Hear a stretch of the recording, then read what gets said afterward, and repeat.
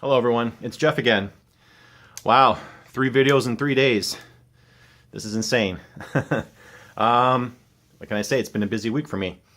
As you can see behind me there is the Telefunken unit. I made more progress on it today. Yesterday, the video that I posted, you saw that, or 2 days ago by the time this gets uploaded, I reinstalled the stereo unit, and that works good. Today, you can see the lid sticking up.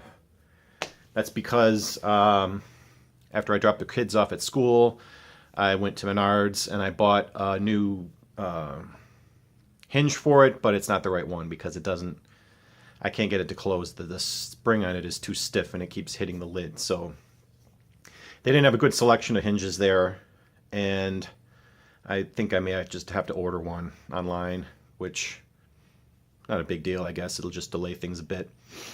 I also bought a sheet of veneer plywood that looks real pretty, and I cut a new piece for it and a new support piece to kind of box inside that cabinet where the lid is for the record player.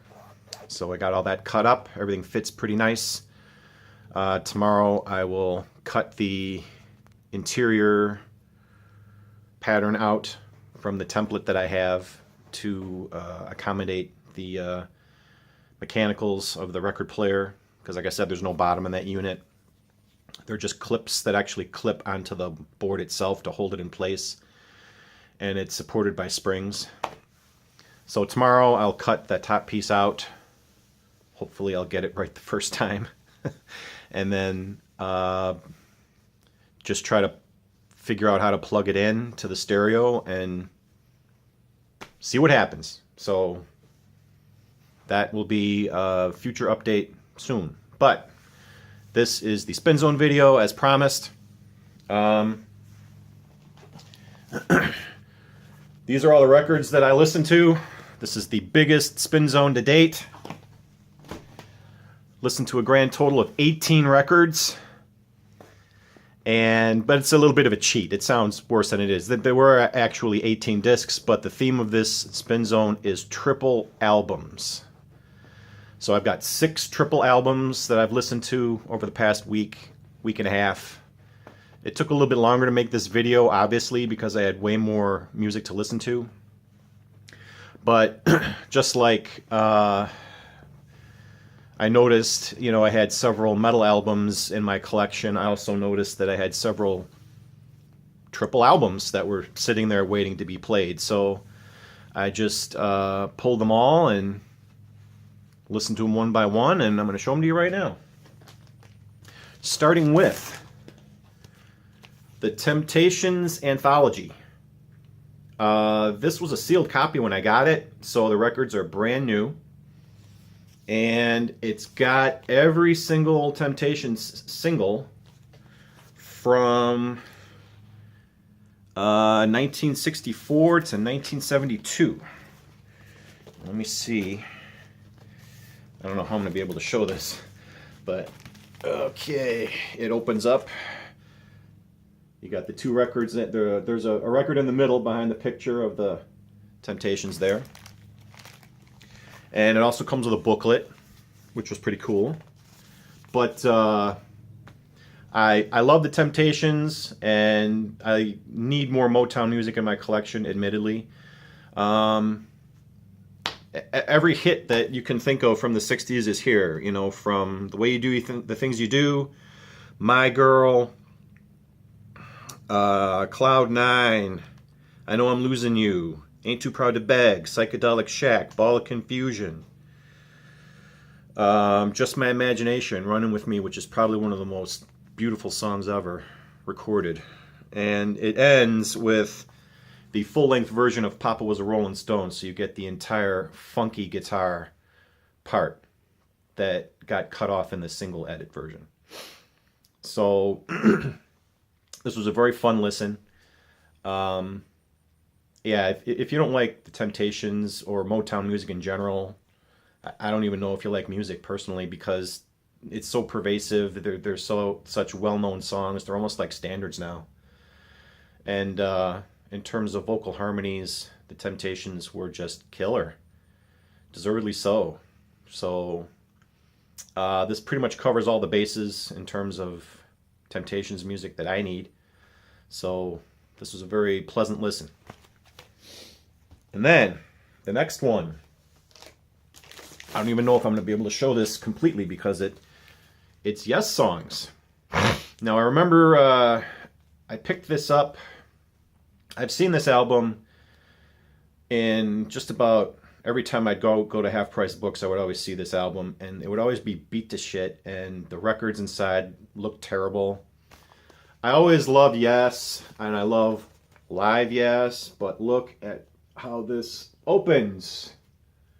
All this beautiful Roger Dean inspired artwork, and it's the same thing on the other side too. You can see it. Hopefully there's not too much glare. And then there's the song list on the back. This was recorded during their 1972 tour for Fragile, I believe. And it's great. It's a great sounding record. This copy is much nicer than what I found at Half Price. I bought this one on eBay. And if you like Yes, I mean, you got to get this album too. If you've got, all of their earlier hit albums. I mean, they do, which side is it? One side I think was Just Close to the Edge. Yeah.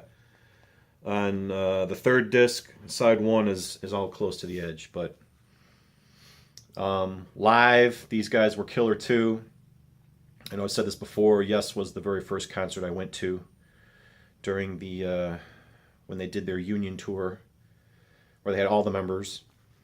And I wish I could have seen them in the Smokin' 70s too, because I'm sure if it was as good as this record is, I'm sure it would have been a fantastic show. So Yes Songs was another very, very pleasant listen, even though it's a triple album. And it takes a lot to listen to a triple album because it's just a lot of information there, But this was a very, very worthy listen. I'll just show you. These are all the songs. Very good stuff. I like it. This next one was a present from my wife. A very recent present. This is probably the most recent one, I think, of the bunch here. And I didn't even know it existed, but it's an album called Red Rocks Live. This was released because of the 75th anniversary of the Red Rocks Stadium. And it's all basically newer acts and newer songs. Just to give you a quick rundown here. I mean, John Prine is on this, Florence and the Machine, Imagine Dragons. There is Grateful Dead, but it must have been after Garcia died. Peter Gabriel, U2, Leonard Cohen, Paramore. They do Ain't It Fun, which I kind of like. That's a kind of a cool song.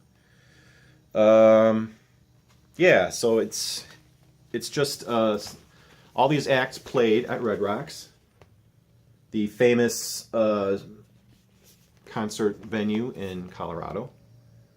It opens out and it gives you all the songs and the song credits. And it's just a live collection of music, and most of it's pretty good.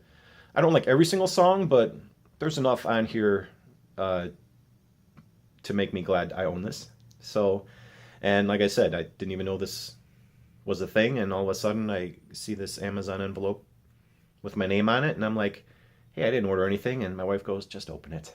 And I got surprised again. So, I love you, honey. You're the best. And then this one has actually been sitting the longest. I got this last August when I went to Nashville to see Roger Waters with my wife. We went to see him. One of the best shows I've ever seen, by the way. And while we were in Nashville, we stopped in at Third Man Records, and I picked up a couple of other albums too, but this one is a triple album. It's the American Epic, The Sessions. This was a PBS special, and it was all about American music. And this album is a collection of artists who recording early American like folk, blues, country songs, and they do it on this machine right here. So what it is, and let me see if I can just read this to you quickly in the liner notes. It says, in the American Epic Sessions, we have reassembled the very first electrical sound recording system from the 1920s that shaped the way the world communicates. And we have invited Jack White and T-Bone Burnett to produce an album of recordings by 20 of today's greatest artists in this beautifully filmed musical feature. These artists are given the chance to pass through the portal that brought the world into the modern era. At the height of the Roaring '20s, music scouts armed with cutting-edge recording technology set out across America to capture the unheard voices of its people. This was the big bang of modern popular music, the first time America heard itself. And the thing is, it's a single microphone, a towering 6-foot amplifier rack, a live record cutting lathe powered by a weight-driven pulley system of clockwork gears. The musicians have roughly 3 minutes to record their song direct to disc before the weight hits the floor. So you pretty much got one take, recorded direct to master live. So that had to be nerve-wracking, I would think. But all of these performances are pretty flawless. There's really hardly any mistakes, and it sounds, even though it's a modern record, it sounds like the 78s would. It has a slightly muffled sound, a slightly warm tone, almost like if you played this through like a tube stereo. It kind of has that warm, slightly muffled tone to it. But of course, Jack White does 2 songs on here. Willie Nelson and Merle Haggard do 2 duets. There's just a whole bunch of people. Los Lobos does a song. I can't read all of these names. It's in Taj Mahal is on here. Beck does a song. So, and this is pressed on white vinyl. This was from Third Man Records. And this was a fun listen too. This was more of like a history lesson than anything else. And it's interesting in that regard. The music is pretty good too. I can probably see myself going back and listening to most of these songs again. But yeah, for whatever reason, I didn't get around to listening to this for like a year.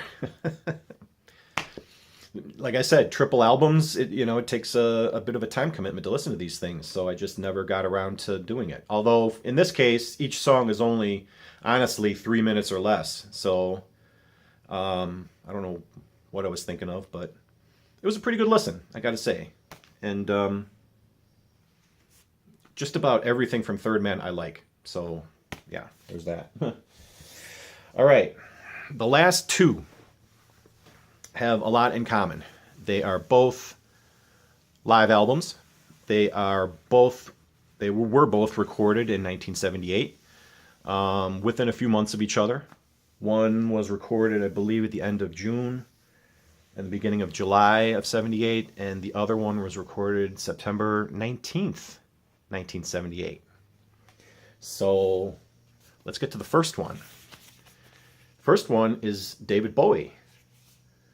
Welcome to the Blackout, Live London, 78. This was a Record Store Day release. Hadn't gotten around to listening to it till now. And let me show you the inner gatefolds. It's David in concert there. And there is the set list and the credits. Did I really need another live David Bowie album? No.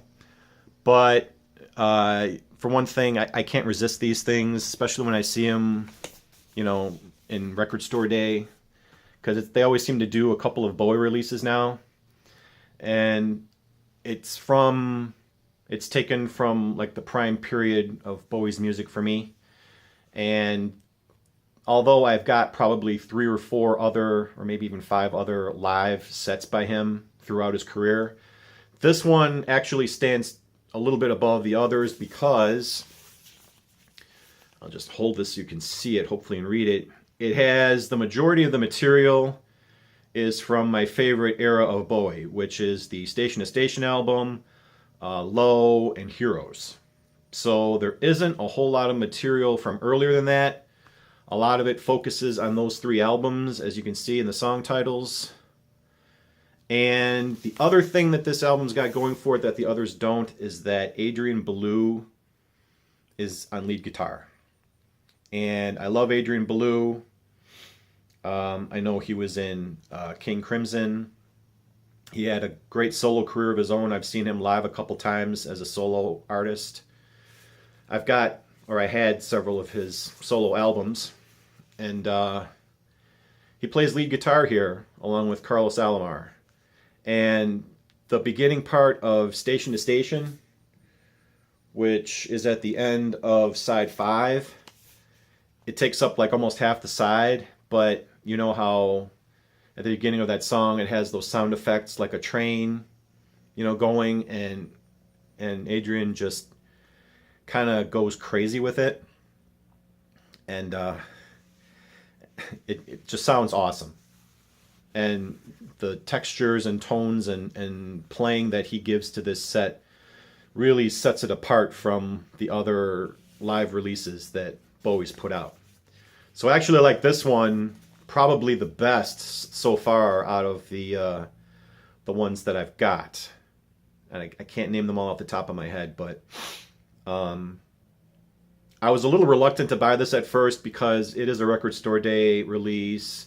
It is a triple live album, so that really made it expensive. And I bought this after record store day, so you know, I probably paid, well, I paid a little over list price, but it was worth it in the end. So this had sat leaning up against my leaning up against these glass doors. Had been sitting up against it for weeks, and every time I would sit in here, I would just look at the album cover and be like, "Oh man, I want to listen to that." And it's like, it's a triple album. How am I going to listen to it, you know, in a semi-timely fashion? But once I started playing it, I didn't want to stop until the very end. So I actually listened to like the first 2 discs back to back, and then I think I listened to the 3rd one with my wife because I wanted to listen to it and finish it, and she likes Bowie too, so yeah, this ended up being worth the money. While I don't know if I'll buy any more live David Bowie, you never know, but as far as live albums go, this one is near the top of the heap for me. So Welcome to the Blackout live in London 78 is a great album. So if you ever come across this, I don't know if you ever will or if it'll ever be cheap enough, and you're a Bowie fan, get it, because I think you'll like it for me, for the song selection and for the addition of Adrian Belew on lead guitar. It's great. And finally, we have the Piece de Resistance. This is a bootleg of Bruce Springsteen's show from September 19th, 1978, during his Darkness on the Edge of Town tour. And this show was broadcast live on the radio on the eastern part of the U.S. So it was basically the East Coast got this live on the radio. And it was made into a bootleg. And although I'm not a huge fan of bootlegs, because for the very reason I'm about to tell you, the sound quality on this is it's kind of sketchy.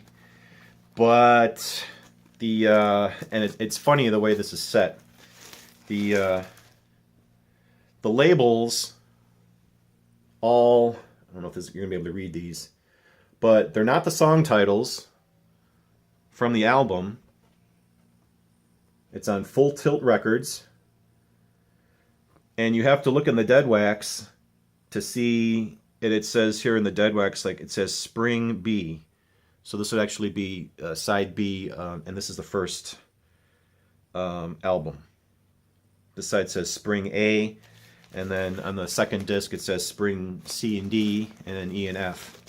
And they all have the same labels that don't have the correct songs on them. Two of them are in kind of like a gold color like this, and one is in red. And while the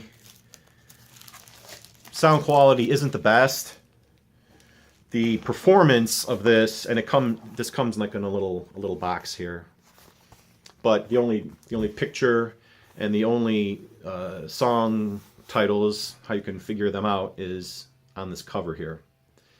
So yeah, the sound quality isn't the best, but the performance is outstanding. I mean, everyone has always said that the Darkness tour was Bruce and the band at their best. I came across this on eBay for, a relatively cheap price. And the records are in pretty good shape. I mean, there's some crackles and pops here and there, but the sound quality, like I said, leaves a little bit desired. But a great performance. Actually, Bruce is on my bucket list of people to see before I die. And I made a deal with my wife. The next time he tours, if he does tour again, which I hope he does, because he's getting old. We made a deal that when he does come through Chicago again, if he tours, we're going to go. We're just going to bite the bullet, pay whatever tickets cost, and just go see him. Just do it. Related to this, because I like this performance so much, but like I said, the sound quality kind of takes away from it a little bit. I went on Springsteen's website, and he's got a whole list of live shows throughout his career that you can buy on CD. So I'm actually doing a kind of a rare thing. I'm buying a CD. I bought the CD version of the show the day after this, so it was September 20th. So, and I'm hoping that it'll be, the sound is all remastered and it'll be all balanced and all the levels will be right. And because with this, because it's a bootleg and it was probably recorded off the radio, I don't know if it was, sometimes you lose one channel, sometimes the bass goes up and down, sometimes you can hear the vocals good, sometimes not. So while the performances are great, and in that regard, it's really fun to listen to, like I said, the audio gets a little distracting at times. So I ordered a pristine copy on CD, which is going to come sometime soon in the mail, and I'll show it to you in a future video. Not against CDs, but it was the only format I could get it. Unless I downloaded it, which... I can just rip it to my computer from the CD. So, but this was a great set.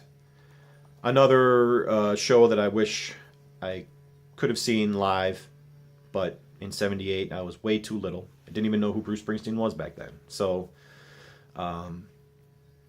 yeah, this was great to have, and just as a historical document, if nothing else. So, there you go. 18 records in a little over a week, because I'm doing it for you guys. Okay. Once again, I'm running long. All right, I'm going to cut it off here. Thank you very much for watching. Thank you for putting up with me and my babbling. And I will see you again soon. So take care. Peace. And yeah, that's it.